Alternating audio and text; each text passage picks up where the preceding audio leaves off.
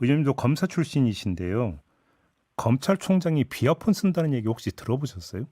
아니요, 저는 그런 말 들어보지 못했고 아마도 역사상 최초이지 않을까 예. 싶습니다.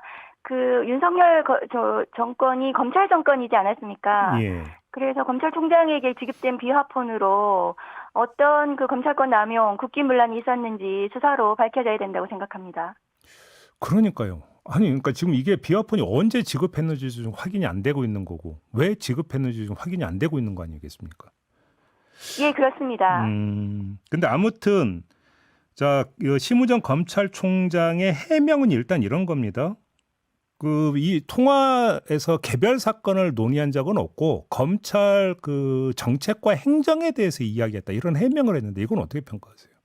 네, 검찰총장이 그 대통령실 민정수석과 정책과 이런 것을 뭐 협의했다는 것은 좀 믿기 어렵고요. 네. 그리고 그 시기가 뭐 김건희 씨에 대한 민감한 수사가 진행되던 시기 아니겠습니까? 네네네. 그리고 오늘 아침 보도를 보니까 김건희 씨와 민정수석 간의 통화도 보도가 됐더라고요. 이것도 비화폰으로 비아폰으로. 했다라는 거잖아요. 네, 예. 그렇습니다. 예. 그래서 김건희, 김주현 간의 비아폰 통화, 음. 이후에 또 김주현, 심우정 간의 비아폰 네. 통화가 있었던 것으로 봐서 음.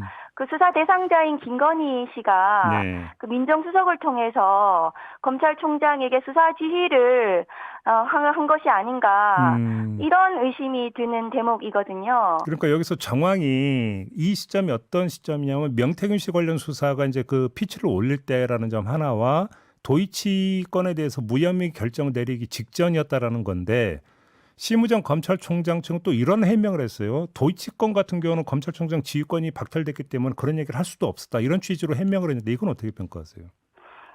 뭐 어쨌든 비아폰 통화가 어떤 내용으로 이루어졌는지 네. 수사로 밝혀야 되는 내용이고요. 네.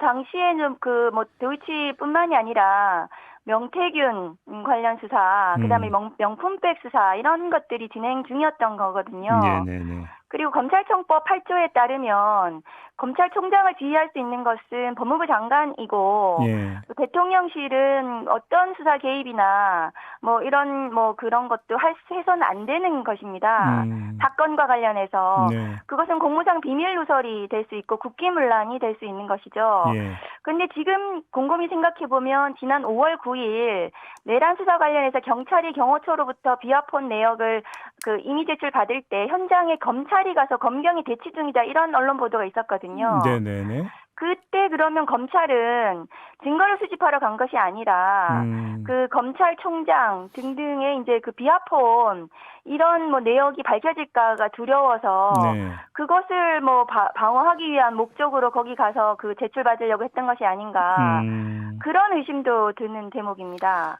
이건 좀 원론적인 이야기지만 근본적인 이야기일 수도 있는 거라고 해서 한번 여쭤보는 건데요. 그 검찰총장은 정치적 중립을 지켜야 되는 위치에 있는 사람이죠. 네, 그런데 당연히 그렇습니다. 비화폰을 지급해 준다고 해서 그 덜컥 그걸 받았다라는 행위부터가 좀 점검이 돼야 되는 거 아닌가? 이걸 어떻게 이해를 해야 되는 겁니까?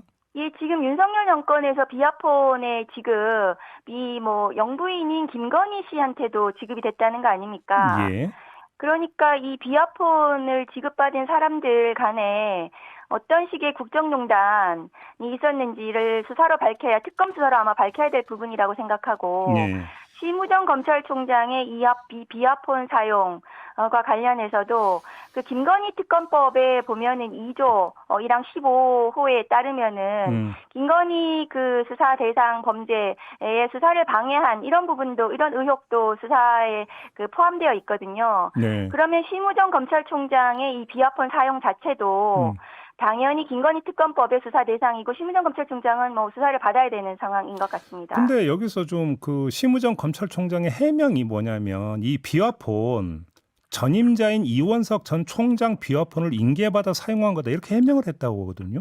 이건 어떻게 봐야 됩니까? 이원석 검찰총장이 비화폰을 받은 것도 문제가 되는 것이고요. 네. 검찰총장 자체가 뭐 비밀스럽게 뭐 대통령실과 소통했다는 것 자체가 예.